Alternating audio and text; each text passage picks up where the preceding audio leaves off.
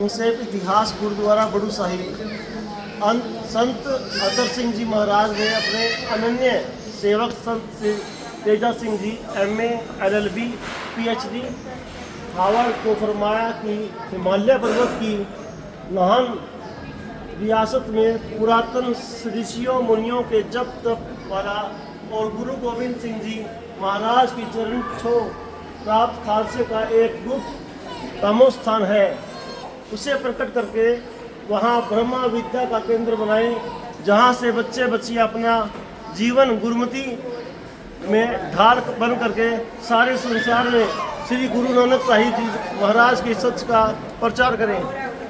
संत जी महाराज के इस आशय को संत तेजा सिंह जी ने जब भाई वीर सिंह जी के साथ देहरादून में साझा किया तो उन्होंने कहा, संत जी जितनी जल्दी हो सके यह स्थान प्रकट करके संत जी महाराज का आशय पूरा करें, जिसकी अब बहुत आवश्यकता है।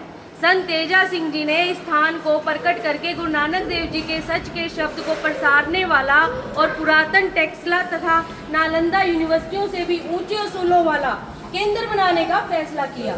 संत जी ने 1954 ईस्वी में इस स्थान की खोज करनी शुरू कर दी थी।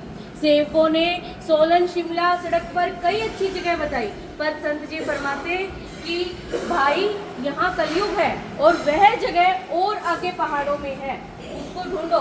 इधर संत जी जब इस स्थान के प्रति तीव्र खींच पड़ रही थी तो उधर दूसरी ओर जिला सिरमौर की तहसील सराह में मौजूद गांव बड़ू में एक चश्मे के किनारे एक बहुत बड़े अखरोट के पेड़ के नीचे एक सन्यासी साधु आकर भक्ति करने लगा। बड़ू गांव का मालिक जोगिंदर सिंह सेवा भावना से उनके लिए खाना लेकर आया और उनके सामने रख दिया। समाधि स्थित साधु ने काफी समय के बाद नेत्र खोले और जोगिंदर सिंह ने को कहा, तूने यहाँ नहीं रहना, यह गुरु नानक जी की धरती है। यहाँ गुरु नानक नाम लेवा लोग आएंगे और यहाँ ब्रह्म विद्या का बहुत बड़ा केंद्र बनेगा। यहाँ नाम वाणी का सिमरन करके लोग सारी दुनिया में गुरु नानक जी के सच के मार्ग का प्रसार करेंगे। इस घटना के थोड़े दिन बाद ही जोगिंदर सिंह ने जमीनी बंटवारे के झगड़े के कारण अपने मन ही मन बड़ू गांव को बेचने का फैसला किया।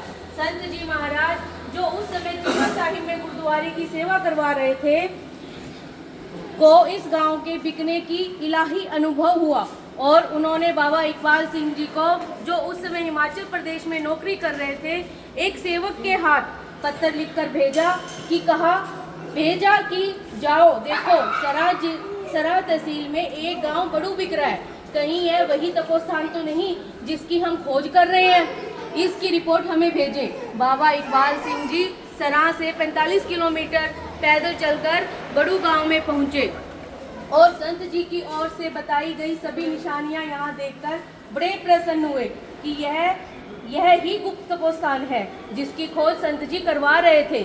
संत जी के हुक्म अनुसार इसकी तकनीकी रिपोर्ट उनको भेजने के लिए बाबा जी ने 60 किलोमीटर पैदल चलकर सोलन से चिट्ठी लिखकर संत जी को भेजी कि आप जी के आशय अनुसार गुप्त तपोभूमि वाला स्थान मिल गया है। संत जी ने बड़ू गांव के मालिक जोगिंदर सिंह को नाहन बुलाकर बगैर कोई सौदा किए जितने रुपए उसने मांगे उसे देकर 400 एकड़ धरती वाला बड़ू गांव खरीद लिया। संत जी 82 साल की उम्र में 1959 ईस्वी को सराह से 35 किलोमीटर कभी घोड़े पर और कभी पैदल चलते हुए गांव बड़ू पहुंचे और तंबू लगाकर यहां ठहरे। फिर मिट्टी का कच्चा गुरुद्वारा साहिब बनवाकर श्री अखंड पाठ साहिब प्रारंभ किया और उसमें स्वयं भाग लिया। भोग पश्चात अरदास की और अति बैराग में एक छोटे बच्चे की तरह श्री गुरु नानक साहिब जी महाराज के चरणों में विनती की, हे सच्चे पातशाह, वह समय कब आएगा जब यहाँ से बच्चे बच्चियाँ गुरुमति में ढल कर सारे संसार में आप जी के सच के शब्द का प्रचार करेंगे।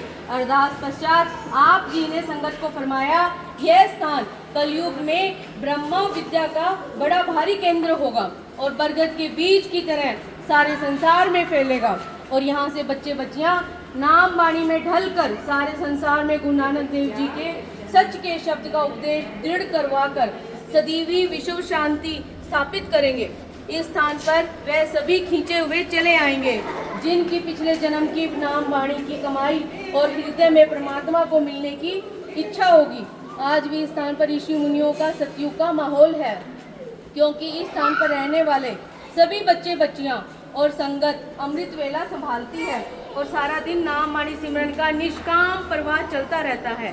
संत जी महाराज ने इसी समय दौरान कलगीधर ट्रस्ट स्थापित किया, जिसके अधीन इस समय मानवता के भले के लिए परोपकार के बहुत सारे कार्य चल रहे हैं तथा स्कूल, कॉलेज और विश्वविद्यालय खोलकर उत्तरी भारत में आधुनिक विद्या के साथ साथ ब्रह्म विद्या का प्रसार किया जा रहा है। बोले सोनिया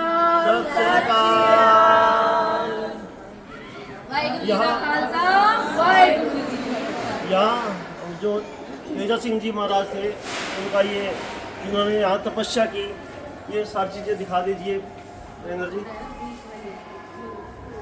यहाँ बैठ के उन्होंने तपस्या की। इतना अच्छा जो है बड़ू साहिब संस्थान जो है शिक्षा का संस्थान है। देश विदेश में यहाँ बच्चे शिक्षा ग्रहण कर रहे हैं। देश विदेश से अध्यापक यहाँ अध्ययनरत हैं, अध्यापन कर रहे हैं। आइए देखिए,